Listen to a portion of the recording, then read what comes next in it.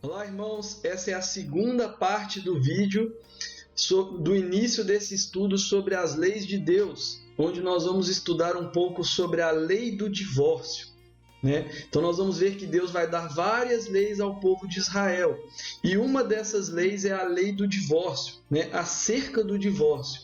Essa lei está em Deuteronômio 24, e nela está escondida coisas profundas e tremendas, espirituais da parte de Deus. Então vamos começar o nosso estudo aqui. Deuteronômio 24. Se um homem tomar uma mulher e se casar com ela, e se ela não for agradável aos seus olhos, por ter ele achado coisa indecente nela, e se ele lhe lavrar um termo de divórcio e lhe o der na mão e a despedir de casa, e se ela saindo da sua casa for e se casar com outro homem, e este a aborrecer, e lhe lavrar termo de divórcio, e lhe der na mão, e a despedir da sua casa, ou se este último homem, que a tomou para si por mulher, vier a morrer, então o seu primeiro marido, que a despediu, não poderá tornar a desposá-la, para que seja sua mulher, depois que foi contaminada, pois é abominação perante o Senhor. Assim farás pecar a terra que o Senhor teu Deus te dará por herança. Olha aqui, irmãos, aqui há detalhes tremendos. Então, um homem tomar uma mulher e casar com ela. Então, aqui há uma aliança. Vamos marcar esse texto aqui, uma aliança. E se for achado nela coisa indecente. Jesus, em Mateus 19, ele vai mostrar que essa coisa indecente aqui está falando de relações sexuais ilícitas. Então está falando de adultério, prostituição. Não é qualquer coisa, né? Então, se essa mulher cometer adultério ou se prostituir, esse marido pode lavrar um termo de divórcio. Nós vamos ver que essa palavra, essa lei acerca do divórcio, ela não fala apenas só de homem para mulher, mas mulher com homem também. Só que aqui Deus está dando um foco do homem para a mulher, porque isso tem um sentido espiritual. Então ele vai lavrar aqui um termo de divórcio. E se essa mulher casar novamente com outro homem, ela vai estar adulterando, vai estar se prostituindo. Aí o Senhor vai declarar uma coisa tremenda, que essa mulher, ela não pode voltar para o seu primeiro marido. Então, se ela, por acaso, o outro marido morrer, poderia o primeiro marido tomar essa mulher novamente como esposa? Desposá-la aqui é fazer uma aliança, né? Botar de amarelo. Ele poderia fazer isso? Aqui o primeiro marido, ó. Vou marcar o primeiro marido de amarelo, né? O que o Senhor vai falar? Esse primeiro marido, o Senhor vai orientar, esse primeiro marido não pode tomar essa mulher novamente como esposa, porque ela está contaminada. E Deus vai mostrar que isso para ele, esse marido tomar essa mulher como esposa novamente, é uma abominação.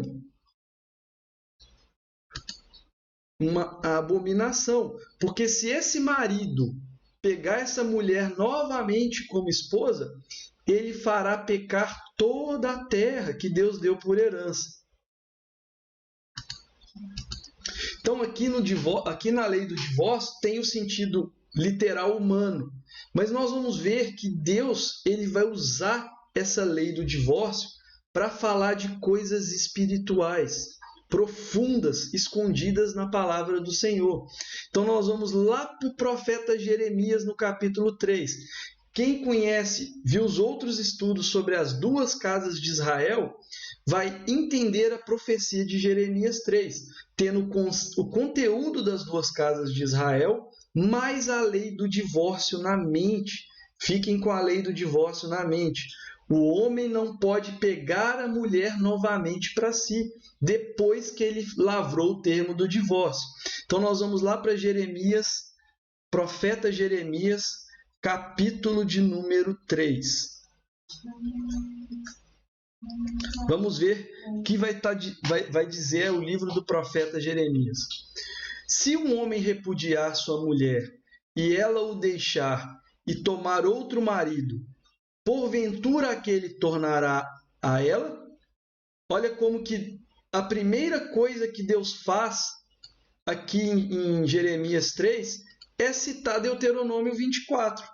Ele está falando da lei do divórcio que ele mesmo projetou. Aí ele vai fazer novamente mais uma pergunta. Não se poluiria com isso toda a terra? Mostrando que se o homem que repudiou a sua mulher, né, pegar ela novamente, não vai poluir toda a terra. Deus, em Deuteronômio 24, mostra que isso para ele é uma abominação. Então, o Senhor fala, você não vai tomar essa mulher novamente.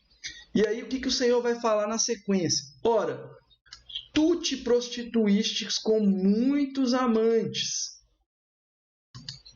mas ainda assim torna para mim, diz o Senhor. Se você pega o que Deus está falando com Jeremias e olha para a lei, você vai ver que é como se Deus estivesse profetizando uma contradição. Quando Deus fala de prostituição do teu povo, ele está falando que o seu povo seguiu outros deuses, se prostituiu. Só que pela lei que ele mesmo projetou, a lei é de Deus e a lei é perfeita. Como que esse povo vai voltar para Deus? Essa é uma pergunta que você tem que ficar na mente. Porque esse povo que se prostituiu, ele não pode voltar para Deus. Caso contrário, ele contaminaria toda a terra. Para o Senhor isso é uma abominação. E isso aqui vai tipificar coisas tremendas, porque Deus vai estar fazendo um plano profético para que essas coisas possam se cumprir da forma correta. E aí o Senhor vai dizer assim: levanta os olhos aos altos desnudos e vê, onde não te prostituístes. Nos caminhos te assentavas à espera deles, como o arábio no deserto. Assim poluístes a terra com as tuas devassidões e com a tua malícia, pelo que foram retiradas as chuvas, e não houve chuva serôdia. Aqui, quando você vê foi retirado as chuvas, você vai ver aqui que Deus já está fazendo uma ligação, que essa palavra que ele está dando aqui é para a casa de Israel, o reino do norte. Mas tu tens a fronte de prostituta e não queres ter vergonha. Não é fato que agora mesmo tu me invocas, dizendo: Pai meu, tu és o amigo da minha mocidade. Conservarás para sempre a tua ira? Então, novamente, Deus, o povo fazendo questionamentos, né, da ira de Deus sobre o povo. Ou reterar até o fim? Sim, assim me falas, mas comete maldade a mais não poder. Continua cometendo maldades. Disse mais o Senhor nos dias do rei Josias: viste o que fez a pérfida Israel? Quando você olha esse texto, aparentemente ele está falando das 12 tribos. Mas esse é um erro que nós cometemos com bastante frequência. Nós precisamos continuar lendo toda a profecia para ver se é exatamente isso que Deus está falando. Então vamos seguir a sequência, porque na sequência nós vamos entender que essa pérfida Israel não é as 12 tribos. Ele está falando do reino do norte, as 10 tribos, a casa de Israel, ou a casa de Efraim. Foi a todo monte alto e debaixo de toda a árvore frondosa, e se deu ali a toda prostituição. E depois de ela ter feito tudo isso, Deus falando que esse povo, né, apontando para uma mulher, eu pensei que ela voltaria para mim, mas não voltou. A sua pérfida irmã Judá aqui Deus vai dar o entendimento. Quando Deus estava falando acima de pérfida Israel, ele realmente estava falando sobre a casa de Israel. A sua pérfida irmã Judá viu isso. Quando, por causa de tudo isso, por ter cometido adultério, eu despedi a pérfida Israel e lhe dei carta de divórcio. Olha que coisa tremenda. Deus vai pegar a lei e ele vai falar que ele deu carta de divórcio à casa de Israel. E nós vamos ver que isso também vai estar citado em outros profetas. Quando a gente vai em Isaías, lá por volta do capítulo 48, nós vamos ver ali que Deus vai projetar uma restauração do reino. E Deus vai falar que ele vai restaurar o reino no Messias. Nós vamos ver isso em Isaías 49. E nós vamos ouvir por Isaías 49, depois os irmãos podem ler, as próprias palavras do Messias. E em Isaías 50, ele vai citar a carta de divórcio. Essa carta de divórcio que Deus deu à casa de Israel. A mesma coisa que está citada em Oséias capítulo 1, quando Deus diz que a casa de Israel deixa de ser povo. Quando a casa de Israel deixa de ser povo, ele recebeu a carta de divórcio, perdeu a aliança com Deus. Mas nós vamos ver que Deus não dá uma carta de divórcio ao reino de Judá. Apesar de todas as coisas que o reino de Judá faz, Deus não dá uma carta de divórcio ao reino de Judá. Vi que a falsa Judá, novamente Judá, sua irmã, não temeu. Mas ela mesma se foi e se deu à prostituição. Então nós vamos ver que Judá também vai ir para a prostituição, vai adulterar. Mas Deus em nenhum momento dá carta de divórcio para Judá. Ele só dá a carta de divórcio para o reino de Israel. E aí vai falar da prostituição do reino de Judá. E aí vai dizer assim, apesar de tudo isso, não voltou de todo o coração a irmã Judá.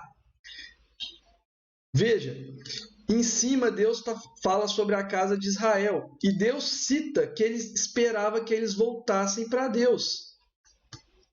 Então Deus cita que esperava que eles voltassem para Deus.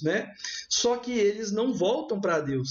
Já a pérfida Judá volta para Deus. Só que volta para Deus de forma falsa.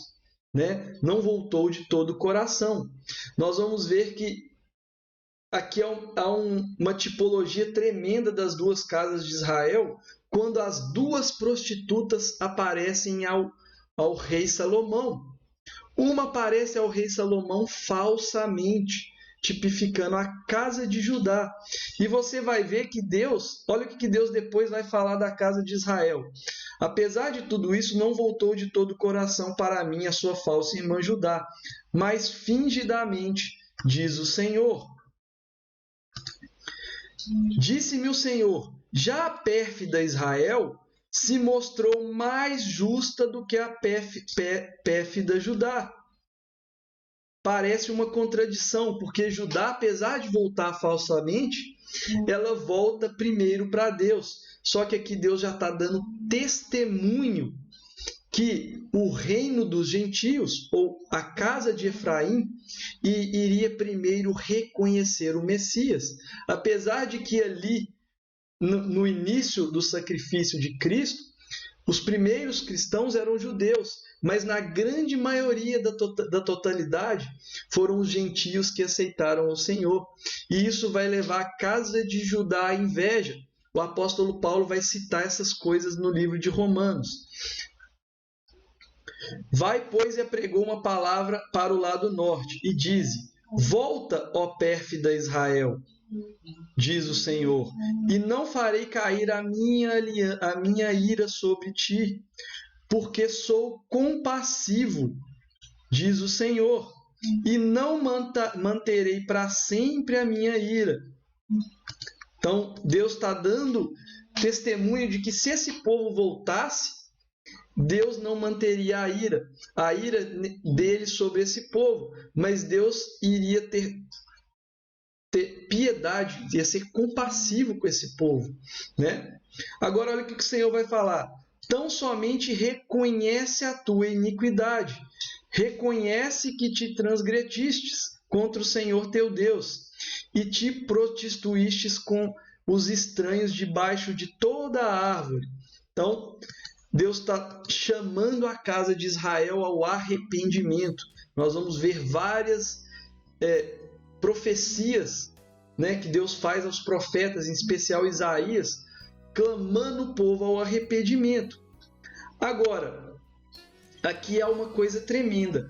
Como que a casa de Israel poderia voltar ao seu Senhor, sendo que Deus deu a ela carta de divórcio? Pela própria lei de Deus seria impossível. Isso é uma coisa que os próprios judeus têm que se questionar. Seria impossível. Por acaso Deus vai negar a sua própria lei? Jamais. Só que Deus ele já estava projetando algo tremendo, confirmando que Jesus ele era o Messias, porque o Messias haveria de padecer e morrer por essa mulher que recebeu a carta de divórcio pelo seu povo. E isso os apóstolos vão entender de forma tremenda. Olha aqui que o Senhor vai dizer logo na sequência ainda em Jeremias: convertei-vos, ó filhos rebeldes, diz o Senhor, porque eu sou o Senhor, vosso esposo. Tipificando que Jesus, ele é o esposo, e o seu corpo é a sua noiva ou a sua esposa. E vos tomarei um de cada cidade e 2 de cada família, e vos levarei a Sião. Sião não está sendo citado aqui à toa. Lembra que eu falei que o apóstolo Paulo vai dizer em Gálatas que Sinai é uma aliança? Ele vai citar que Sião também é uma aliança. Então nós temos 2 alianças, uma do Monte Sinai, que leva os filhos à servidão, e uma do Monte Sião, que leva os servos ao reino eterno. É tremendo. E olha o que o Senhor vai falar: dar-vos-ei pastores segundo o meu coração. Tremendo. Que vos apacentem com conhecimento e com inteligência. Sucederá que quando vos multiplicardes e vos tornares fecundos na terra, olha que coisa tremenda. Então, diz o Senhor, nunca mais exclamará a arca da aliança do Senhor. Vou marcar esse texto. Lembra de Oséias 1? O povo da casa de Israel deixa de ser reino.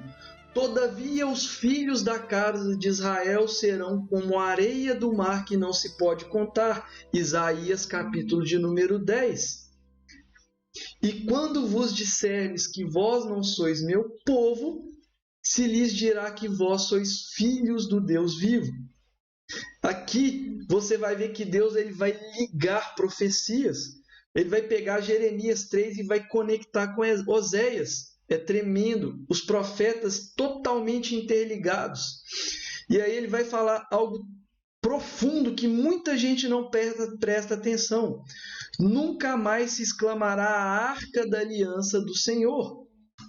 Ela não lhes virá à mente, nem se lembrarão dela, nem dela se sentirão falta, e não se fará outra.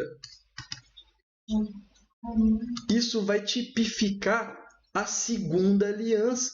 Enquanto as pessoas às vezes ficam procurando onde que está a arca do Senhor, o terceiro templo. Mas olha o que diz Jeremias capítulo 3. A arca do Senhor não vai mais ser lembrada. Ela não mais vai vir na mente.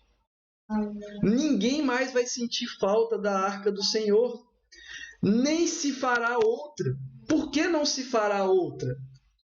Os irmãos têm que ter isso à mente. Se vai fazer outra, é porque a primeira foi perdida. Caso contrário, Deus não ia profetizar que não se fará outra.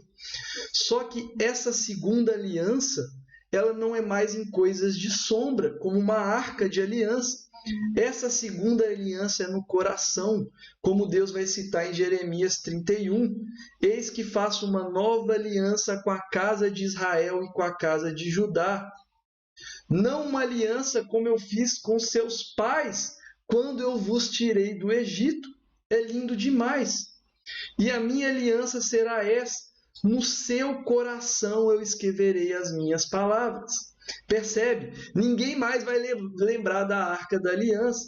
Naquele tempo chamarão Jerusalém de trono do Senhor. Nela se reunirão todas as nações em nome do Senhor. E já não andarão segundo a dureza do coração, tipificando novamente a segunda aliança. Na primeira aliança, tudo numa tábua de pedra, a dureza do coração do homem. Na segunda aliança, não tem mais a dureza do coração maligno do homem. Naquele dia andará a casa de Judá e a casa de Israel, e virão juntas, olha que coisa tremenda, da terra do norte, para herdar a terra que eu prometi aos vossos pais. Deus usando um contexto literal para falar de coisas espirituais. Lembra de Oséias 2 e Oséias 1? E a casa de Israel e a casa de Judá constituirão sobre si uma cabeça, o corpo de Cristo, o Messias prometido. Mas eu a mim me perguntava: como te porei entre os filhos e te darei a terra desejável, ó mais formosa entre as nações? É impressionante, porque Deus está fazendo uma pergunta a Ele mesmo. Por acaso Deus não sabe todas as coisas? É lógico que Deus sabe todas as coisas, mas Deus está nos levando a pensar, nos conectar à própria mente do Senhor, para entender todo o projeto de Deus. Como que Deus vai resgatar esse povo, sendo que Ele não pode casar com esse povo novamente? Essa é uma pergunta que os judeus precisam se fazer. Mas Deus estava prometendo que o próprio Messias iria morrer e ressuscitar ao terceiro dia, para que o seu povo pudesse casar com ele novamente. E isso vai ser, o apóstolo Paulo vai nos revelar de forma tremenda isso em Romanos 7. E respondi: Pai me chamarás, e de mim não se desviarás. Fazendo novamente uma conexão com Oséias. Quando vos disser que não sois povo, se lhes dirá: vós sois filhos do Deus vivo. Se são filhos, chamam o seu Senhor de Pai. Deus está ligando profecias. E todas essas coisas estão na mente dos apóstolos. Quando os apóstolos vão entender o mistério de Deus e de Cristo, eles têm todas essas profecias na mente, as casas de Israel, as leis, e nós vamos ver que o apóstolo Paulo vai citar essas coisas. Então nós vamos lá para Romanos 7, para entender como que o apóstolo Paulo vai entender essas coisas de forma espiritual. Vou desmarcar aqui para eu marcar novamente, lendo com os irmãos. Romanos, capítulo de número 7. Porventura ignorais, irmãos, pois falo aos que conhecem a lei. Então, o apóstolo Paulo está mostrando que a lei tem importância e que a igreja precisa conhecer a lei. Porque se a igreja não conhece a lei, ela não alcança a revelação do Senhor. Que a lei tem domínio sobre o homem toda a vida. Ora, a mulher casada está ligada pela lei ao marido, citando a lei de Deuteronômio, do casamento, enquanto ele vive. Então, ela está ligada ao marido enquanto ele vive. Mas, se o mesmo morrer, desobrigada ficará da lei conjugal. Olha como o apóstolo Paulo está pegando Jeremias 3 e está interpretando a profecia de forma tremenda. A casa de Israel que tinha sido adúltera deixa de ser adúltera, porque o próprio marido morre, o Senhor Jesus, mostrando que o próprio Senhor ele está ligado a Deus, Jesus sendo divino, tendo uma figura divina, 1 mais 1 na contabilidade de Deus, não sendo 2, mas sendo 1. Então, quando as pessoas às vezes querem dizer que Jesus é o Messias, mas não reconhecem a divindade de Cristo, não estão lendo a palavra de Deus com sinceridade, porque a própria palavra de Deus está mostrando que o próprio Senhor Deus iria morrer. Esse Senhor Deus representado no seu Filho, sendo um só, morrer para quê? Para que aquele povo que recebeu a carta de divórcio pudesse voltar ao seu marido. É tremendo, de sorte que será considerada adúltera, né? Se contrair outras núpcias, vivendo o marido, se vivendo ainda o marido, unir-se com outro homem. Porém, se morrer o marido, estará livre da lei, e não será adúltera se contrair outras núpcias. Olha que coisa linda! Assim, meus irmãos, também vós morrestes relativamente à lei, primeira aliança, por meio do corpo de Cristo, para pertencerdes a outro. Olha que coisa tremenda! Então, a mulher que era adúltera, que não poderia novamente casar-se com seu senhor, agora poderia, porque o próprio Senhor morreu pela sua esposa. Para pertencertes a outro, a saber, aquele que ressuscitou dentre os mortos.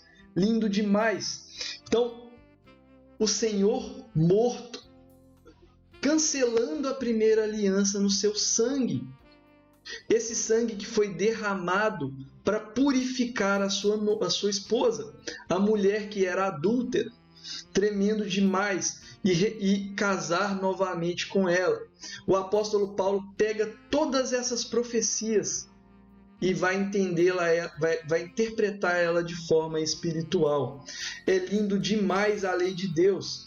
O Senhor Jesus vindo para cumprir a lei. É tremendo, irmãos.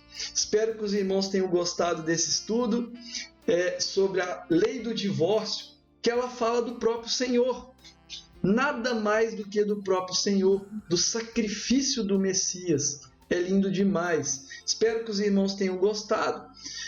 Comentem aí abaixo o que acharam do vídeo, se tiveram alguma dúvida, e compartilhem esse vídeo para que mais pessoas possam ser alcançadas por esse estudo. É isso, fiquem com Deus e até a próxima. Tchau!